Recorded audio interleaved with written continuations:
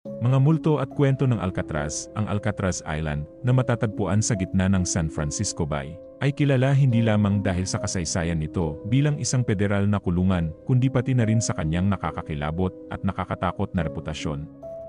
Ang kasaysayan ng isla ay puno ng mga kwento ng mga kilalang kriminal, malupit na kondisyon, at mga ulat ng multo na nagpapalalim ng kanyang misteryo. Mga multo sa Alcatraz. Maraming bisita at kawani ang nag-ulat ng iba't ibang paranormal na aktibidad sa Alcatraz.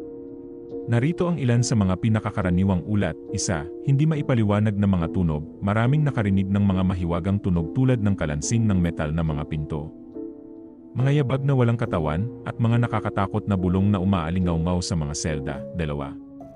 Bigla ang lamig, bigla ang pagbaba ng temperatura o malamig na mga bahagi ang madalas iulat, lalo na sa ilang partikular na lugar tulad ng ospital ng kulungan at ang kilalang cell block E, na tinatawag ding The Hole, kung saan inilalagay ang mga pinakamapagmatigas na bilanggo sa solitary confinement. 3. Mga aparisyon. Maraming bisita ang nag-ulat na nakakita ng mga multo, kabilang na ang mga dating bilanggo at gwardiya.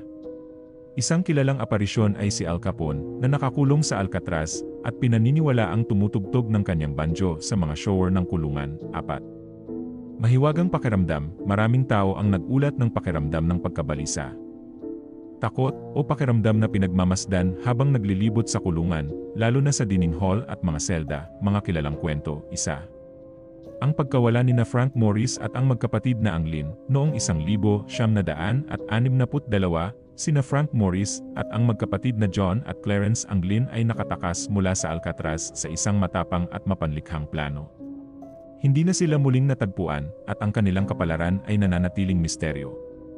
May mga naniniwalang ang kanilang mga espiritu ay nananatili sa isla, patuloy na sinusubukang tumakas.